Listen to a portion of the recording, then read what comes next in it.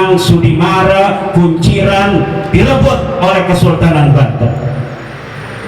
Maka Sultan memerintahkan Arya Wangsakara memimpin pasukan menyatakan perang dengan kompeni Belanda di Batavia agar rebut Cipondoh dari kompeni Belanda.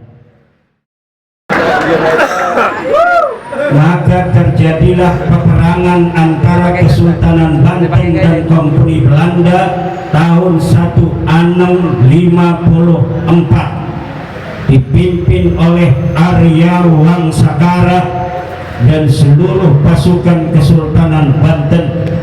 Akhirnya Cipondoh, Pinang, Sudimara, Kunciran berhasil direbut oleh Kesultanan Banten, saudara. Tepuk tangan bangsa. Tenang aja, gak ada berani yang kesini. Makanya wajar kalau orang-orang Cipondoh kemudian banyak muncul pahlawan-pahlawan. Tahun 1750 Kesultanan Banten dikudeta oleh seorang perempuan yang mengaku sebagai keturunan Rasulullah. Namanya Ratu Syarifah Fatimah, wanita cantik, dihadiahkan kepada Sultan untuk menjadi salah satu istri Sultan Zainul Arifin. Walaupun Sultan Banten ahli tapak, ahli tasawuf, kalau melihat cewek cantik ya sama saja. Akhirnya wanita Arab ini diambil oleh Sultan Zainul Arifin sebagai salah satu istri Sultan. Namun apa yang terjadi, saudara? Ternyata dia mempunyai agenda untuk menguasai Kesultanan Banten dengan Belanda. Sultan diracun, cuma hijib ripainya kuat, tidak mati. Tapi Sultan kemudian sakit, sabotase. Sultan sakit, kekuasaan Banten dikuasai. Siapa yang marah? Orang Cipondoh. Siapa namanya? Kiai Tapa. Kiai Tapa orang Cipondoh, sekarang masuknya Pinang. Dulu Cipondoh, Pinang itu anak buah Cipondoh. Pemekaran dia dari Cipondoh, betul nggak? Jangan macam-macam orang Pinang sama orang Cipondoh. Kalau pipi, jangan macam-macam orang Cipondoh. Maka Kiai Tapa rapat di Gunung Munara, Bogor, undang seluruh keturunan Sultan Banten dan Sultan Cirebon yang belum dikuasai oleh Belanda. Tidak bisa dibiarkan orang asing menguasai Kesultanan Banten. Berkumpullah di Gunung Munara Kiai Tapa, Tubagus Buang, Tubagus Akhir dari Tanara, dan beberapa orang-orang pentolan yang siap menyerang Kesultanan Banten yang telah dikuasai Belanda. Siapa panglimanya? Dua panglima besar Banten, Tubagus Buang dan Kiai Tapa, asli orang Cipondoh. Kalau ente pengen tahu bangsa, maka terjadilah musim berang peting berang. Apa itu istilahnya? Ngalo, siang malam. Pokoknya istilahnya malam gelap, siang gelap. Kenapa? Karena Belanda membuat peraturan seluruh Batavia yang dikuasainya, juga Tangerang, tidak boleh ada orang yang keluar dari rumah membantu perjuangan Kiai Tapa dan Tubagus Buang. Karawaci diobrak-abrik oleh Belanda. Kenapa? Karena ada santri Karawaci yang bernama Edor Dilaga yang ikut dalam pemberontakan melawan Ratu Syarifah Fatimah dan Belanda. Siapa pengasuhnya di Karawacai itu? Pengasuhnya adalah Raden Sera, asli orang Tangerang. Diajari ilmu agama, diajari ilmu pencak, diajari ilmu kanuragan. Maka santri-santri menjelma bukan hanya sebagai orang yang faqih dalam agama, tetapi orang yang siap berjuang mempertahankan bangsa dan negara. Akhirnya perjuangan Kiai Tapa dan Tubagus Buang berhasil. Ada nggak yang ada kabarnya?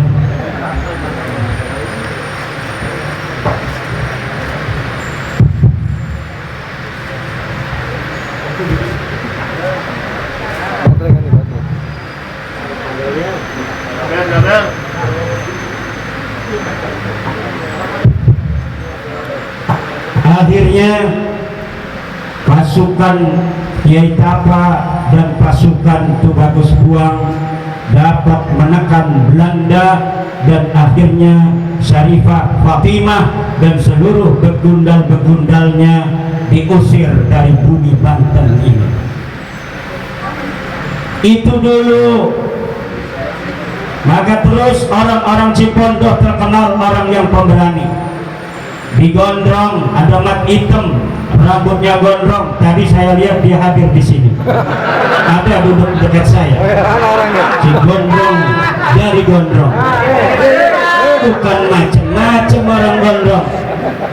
Emang jawara-jawara teri tidak, saudara. Sejarah membuktikan Kesultanan Banten yang begitu besar tidak bisa dipisahkan dari perjuangan orang-orang Cipondoh.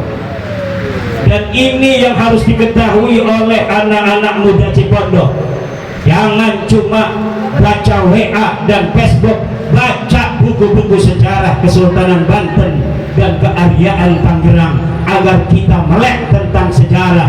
Orang yang tahu akan sejarah, dia punya kaca benggala untuk menatap masa depan dengan apa yang sudah dijalani oleh kakek-kakek kita.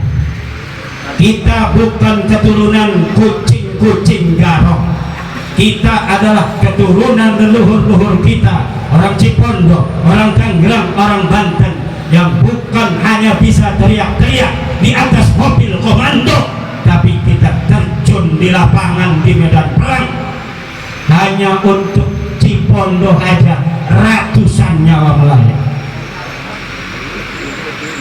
Hanya untuk merebut Cipondoh dari company, ratusan nyawa melayang. Tahun 1682 Raden Yudanegara dan Raden Raksanegara, putra daripada Arya Wangsakara pendiri Tangerang, melawan company Belanda yang telah mengadu domba Kesultanan Banten. Sultan Haji, anak Sultan Agung Tirtayasa,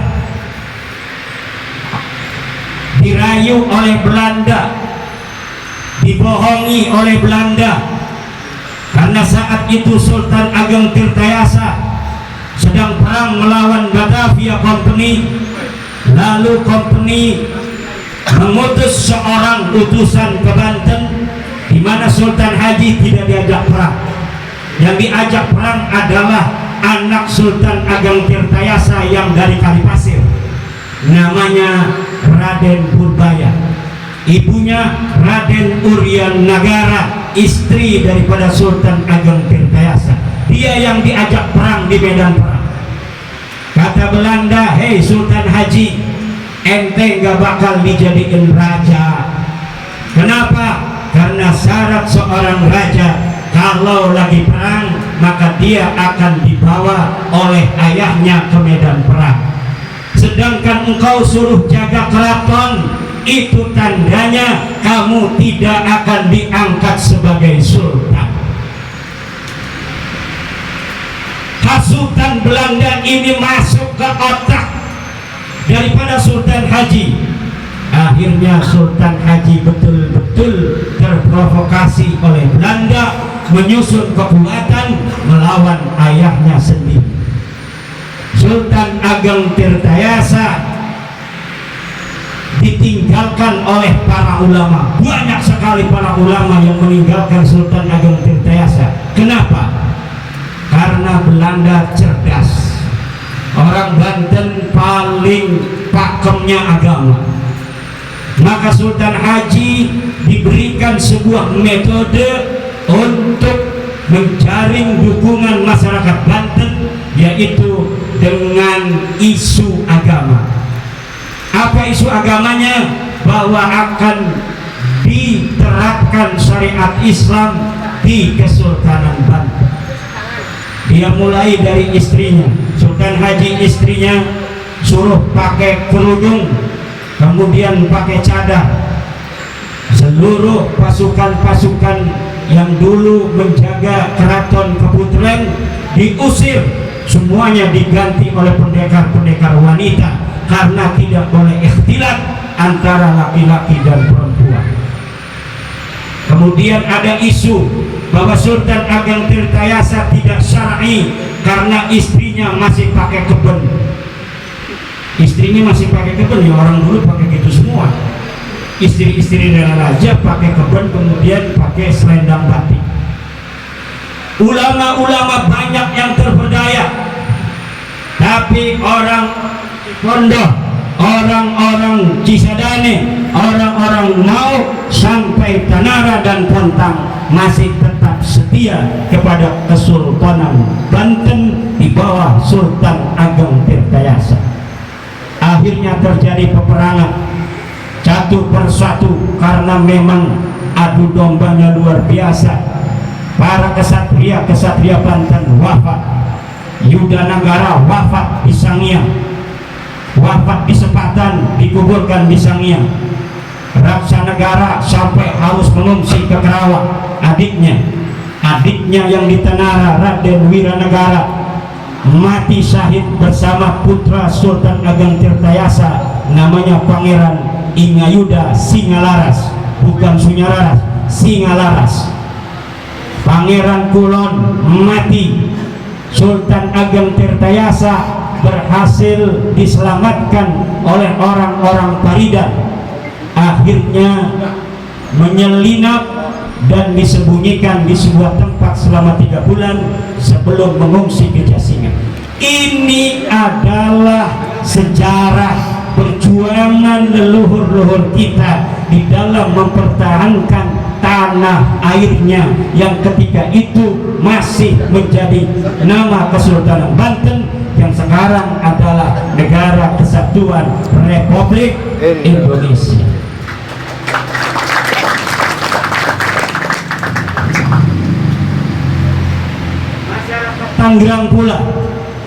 Masyarakat Tangerang pula pada zaman pra kemerdekaan sampai masa mempertahankan kemerdekaan terus berjuang mempertahankan tanah ini.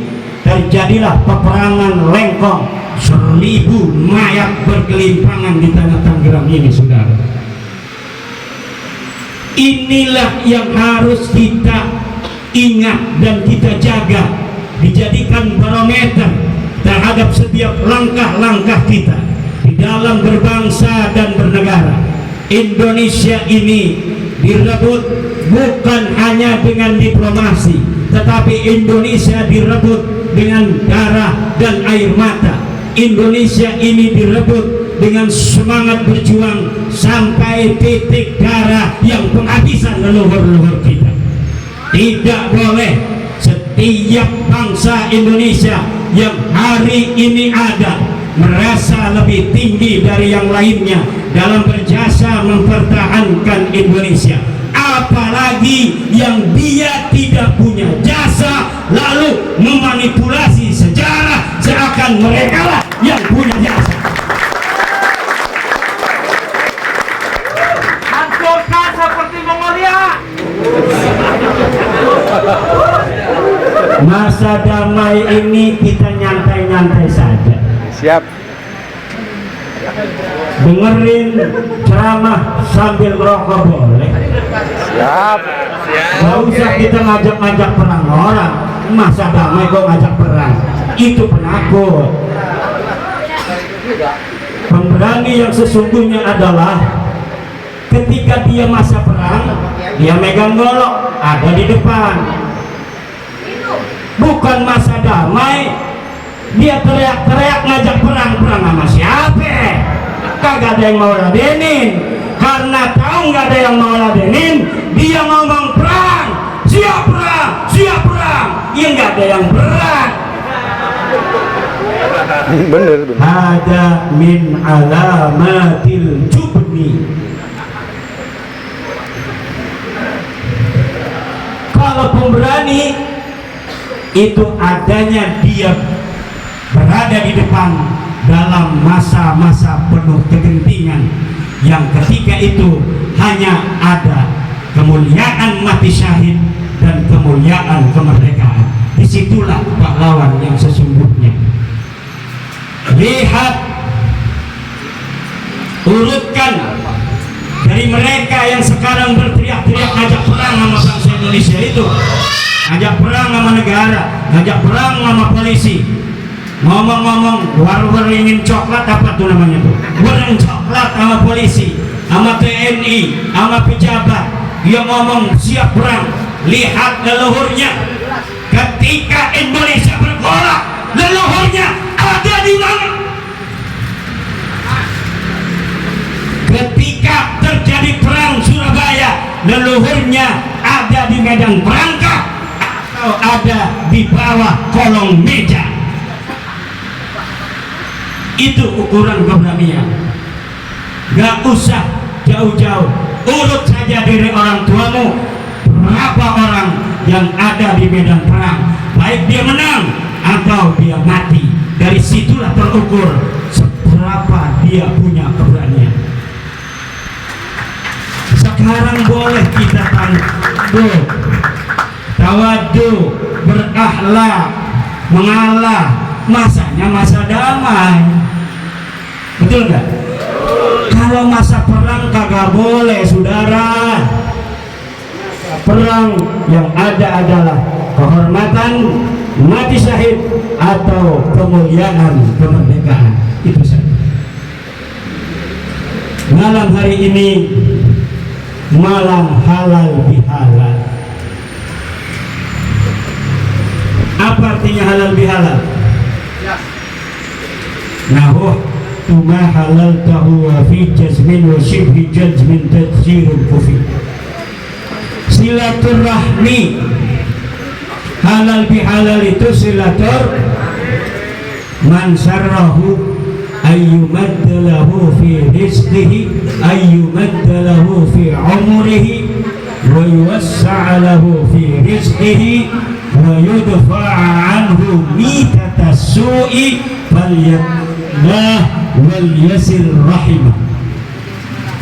Siapa orang yang mau umurnya panjang, siapa orang yang mau rizkinya banyak, siapa orang yang gak mau mati jelek, dua syaratnya, falyattaqillah, takwa kepada Allah, wal yasil rahimah, dan hendaklah banyak silaturahmi. Ini silaturahmi.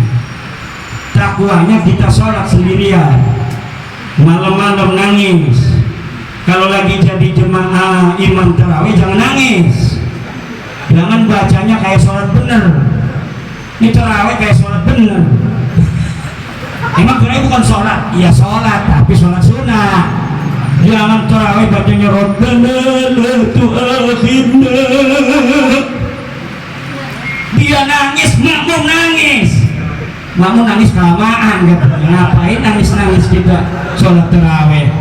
Biasa aja sholat tarawih, cepat beneran, kagak lambat, kagak. Itu takwa kepada Allah. Malam-malam nangis. Wal yasil rahimah, kita hablum minan nas.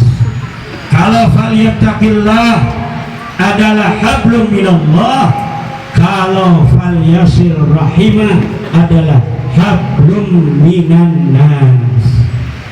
Orang Yahudi, tahu orang Yahudi? Orang Yahudi itu di mana-mana dia akan dapat kehinaan. Turibat alaihimul dhillah aynama suqifu illa bihablin minallah wa hablin minan nas. Orang Yahudi akan senantiasa dapat kehinaan kecuali dengan hablin minallah, bayar jizyah, bertakwa kepada Allah, wa hablin minan nas, silaturahmi dengan manusia agar ada yang menjamin keamanannya. Kalau tidak hablum minallah wa hablum minan nas, orang Yahudi atau orang yang kaya Yahudi, maka turibat alaihimul billah, dia akan senantiasa berada dalam kehinaan. Kenapa orang Yahudi bisa hina-hina dari zaman dulu sampai sekarang? Pertama, at-tafakhur bil ansab.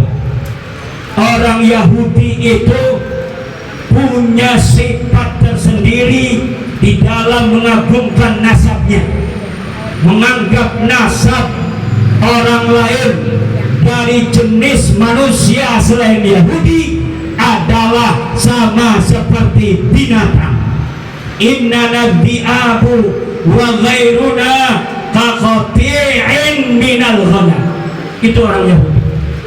Kami adalah bagaikan serigala-serigala yang gagah perkasa, dan selain orang Yahudi kaqati'in minal ghanam, dia hanya seiris dari daging-daging kambing. Bukan kambing-kambing acan, cuma seiris dari daging kambing.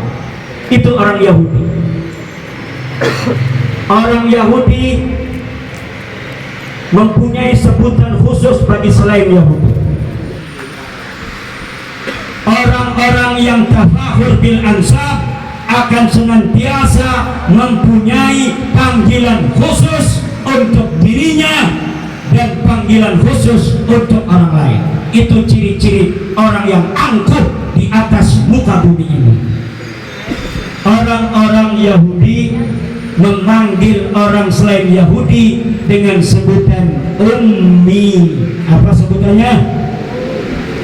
Nabi Muhammad itu Nabiyul Ummi, Nabi yang bukan Yahudi. Itu mimbabit tajawuz. Mimbabit tajawuz Allah mengatakan Nabiyul Ummi karena orang Yahudi menyebut Nabi Muhammad sebagai Ummi, artinya bukan Yahudi. Jadi kalau orang Yahudi ngomong, ya itu orang Ummi, maksudnya itu bukan orang mulia. Orang-orang yang mengikuti orang-orang Yahudi di zaman ini karena menganggap nasab mereka lebih mulia dari orang lain, akan senantiasa mempunyai sebutan untuk orang yang selain darah dan keturunannya. Itu ciri-ciri akhlak Yahudi. Yang kedua, orang Yahudi tidak akan menikahkan anak perempuannya dengan selain daripada Yahudi. Kalau laki-laki Yahudi ketemu dengan perempuan bukan Yahudi, maka tidak diharamkan untuk menggaulinya, karena perempuan selain Yahudi tidak boleh diakad pernikahan. Kenapa? Karena dianggap begitu rendah. Dan anak perempuannya tidak boleh dinikahkan dengan selain orang Yahudi. Ini akhlak Yahudi. Orang Yahudi juga min akhlaqihim laknatullah alaihim yuharrifunal kalima am mawadhihi, merubah-rubah sejarah, merubah-rubah nasab, malsu-malsuin nasabnya supaya menjadi nasab paling mulia, merubah sejarah sebuah bangsa agar dia yang mendapat keuntungan dari perubahan sejarah itu. Bikin-bikin makam palsu agar apa? Agar moyangnya diagung-agungkan orang, dibikin cerita cerita kehebatan moyangnya yang dulu waktu hidupnya tidak punya prestasi apa-apa. Agar apa? Agar orang-orang yang ada di suatu bangsa di mana dia berada tertipu oleh sejarahnya dan mengagungkan keturunan-keturunan makam palsu yang dibesar-besarkan itu. Dan ini tidak boleh terjadi di tanggal ini. Daripada kita ngebangun makam-makam orang syekh-syekh nggak jelas, cari makam Jawara Gondrong itu tuh. Kimat hitam itu cari tuh. Bicara Allah maaf loh. Daripada kita nggak jelas, ya itu apa? Cari makamnya, diarahin itu asli tertulis dalam sejarah perjuangannya. Jangan-jangan orang-orang Gondrong juga kagak ada yang pernah baca kalau di Gondrong ada pahlawan yang banyak. Bacanya yang dari YouTube aja. Wali bisa terbang ketemu Rasulullah, kalau lagi marhaban melihat Rasulullah. Bohong semua, tidak bisa diverifikasi oleh apapun, tidak bisa diverifikasi oleh Google Map. Betul tidak? Dari sini dia bermain di ruang-ruang yang tidak bisa diverifikasi, sudah. Ruang-ruang yang tidak bisa diverifikasi, di situ dia bermain untuk menipu umat. Di hal-hal yang verifikatif, ilmu pengetahuan itu bisa diverifikasi. Orang ngaku pintar ilmu nahu, suruh baca kitab aja, bener nggak dia pintar ilmu nahu? Nggak bakal tuh berani. Kalau orang mengaku ilmu fikih, suruh ngitung faraid aja, itu verifikatif. Tapi kalau ketemu Rasulullah dalam mimpi, siapa yang bisa masuk ke mimpi dia? Kalau dia berbohong, siapa yang tahu kalau dia sedang berbohong? Jalan-jalan ke Aras, jalan-jalan ke Mi'raj, bertemu dengan nabi-nabi seperti Nabi Muhammad ketika Isra Mi'raj, saudara-saudara. Kita harus hati-hati sekarang. Halu-halu demikian masuk ke otak-otak manusia. Ulama-ulama yang faqih, ulama-ulama yang alim ditinggalkan. Kenapa? Karena dia tidak berani berbohong. Dan kalau dia benar-benar bermimpi Rasul, dia sembunyikan bahkan dari istrinya sendiri dan dari otaknya. Hanya hati yang merasakan, otaknya saja tidak mau untuk dikasih tahu bahwa dia telah bermimpi bersama Rasulullah. Itu ulama-ulama kita. Sedikit-sedikit bermimpi bersama Rasul. Ada teman saya bermimpi bertemu Rasul, salam kepadaku, jangan merokok, karena aku tidak suka orang merokok. Dia percaya. Itu perawinya sikoh apa makhluk, sikoh apa mungkar. Tapi dia yakini aja, karena itu bisa diceritakan pada orang-orang banyak, bisa untuk mencari pengikut-pengikut yang bodoh-bodoh, dan ini sudah tidak bisa dibiarkan. Sudah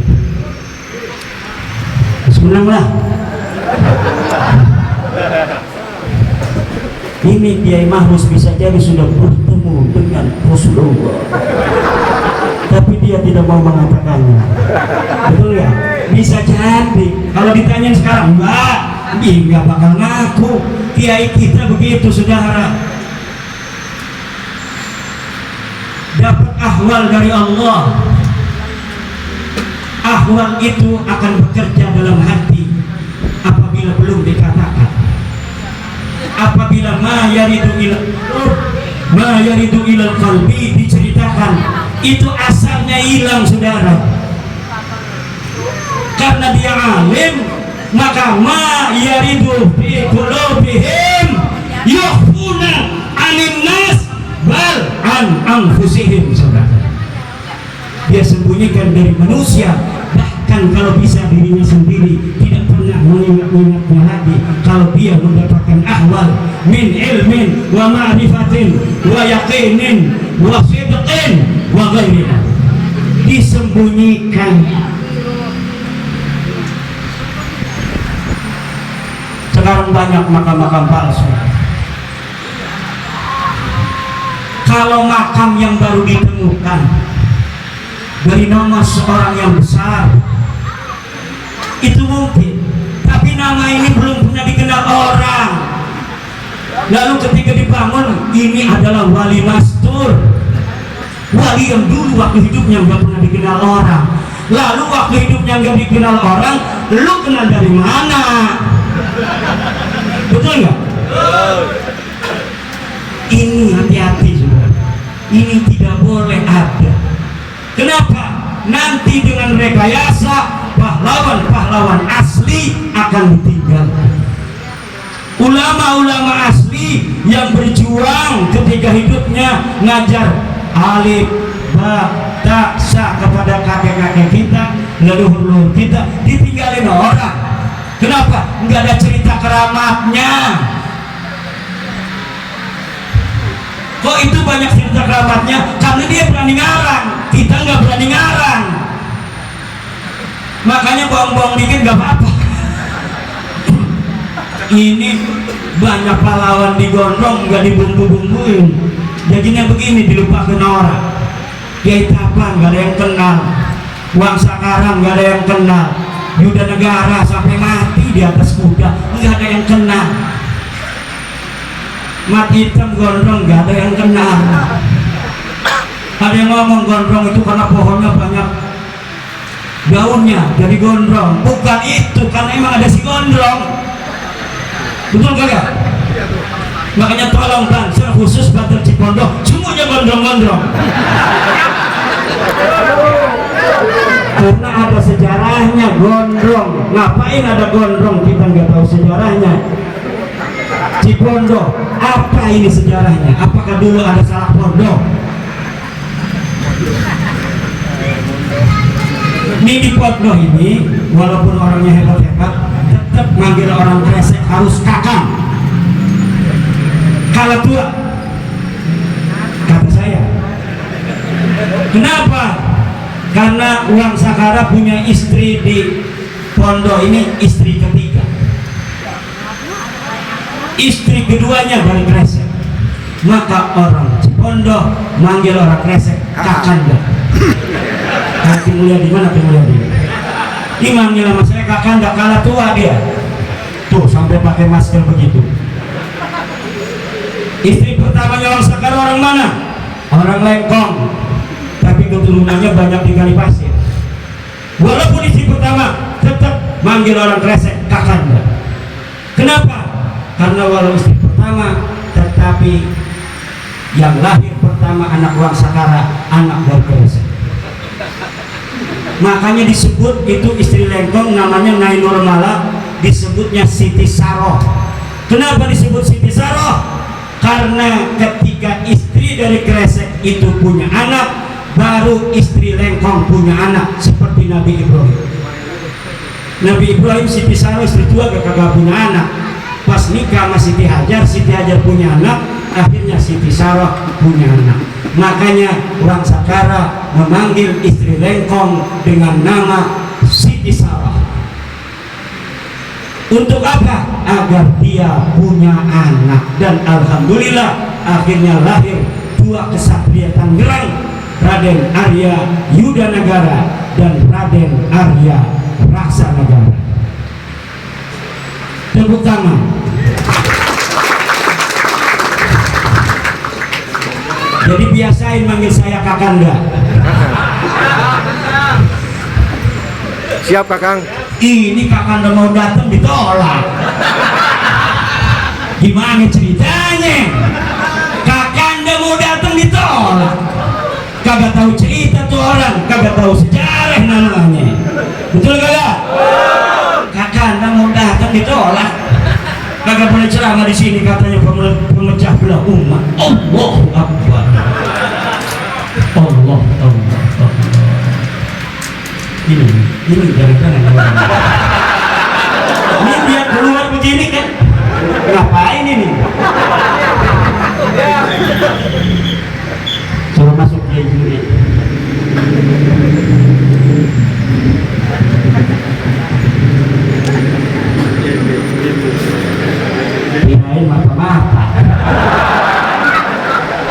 pas lagi ngomong-ngomong begini dia keluar kan.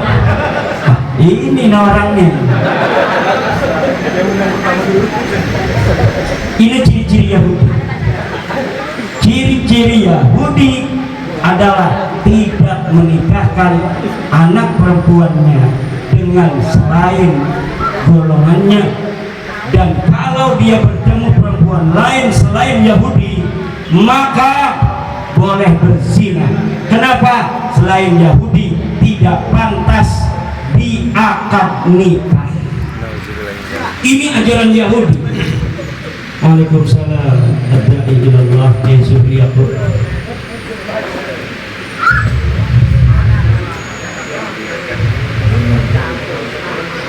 Jadi sini Ki, sini Ki.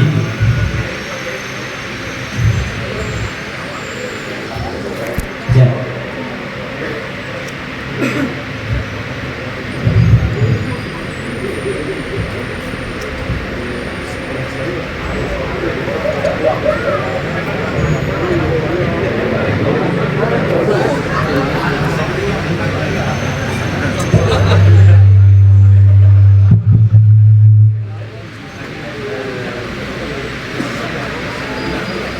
Yang ketiga, ciri-ciri Yahudi yuharrifunal kalima am mawadhi'ih, yang tadi saya terangkan, merubah-rubah sejarah, merubah-rubah nasab, merubah-rubah makam.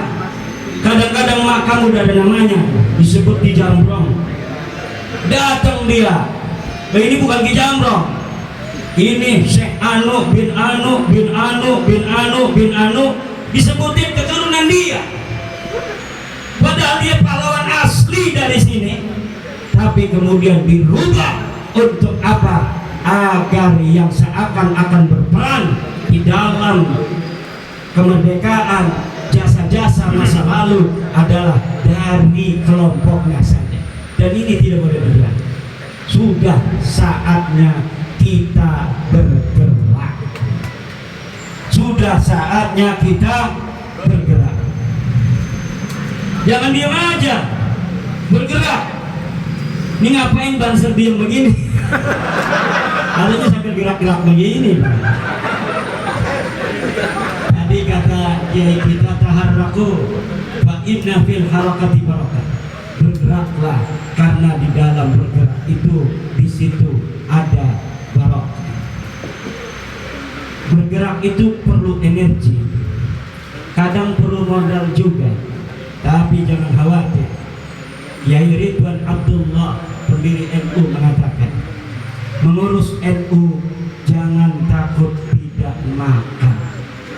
Kalau sampai kalian mengurus NU, berorganisasi di NU, bekerja untuk kebesaran NU dan umat Islam, lalu kalian tidak makan, silakan tagih aku kalau aku masih hidup. Kalau aku sudah mati, datangi nisanku, tagih di nisanku. Ini adalah ucapan seorang kekasih Allah yang yakin akan keberkahan daripada Nahdlatul Ulama. Kata Mbah Hasyim Asy'ari, siapa yang ngurus NU, dia akan aku anggap sebagai santriku, dan siapa yang aku anggap sebagai santriku, maka dia dan keluarganya aku akan doakan husnul khatimah.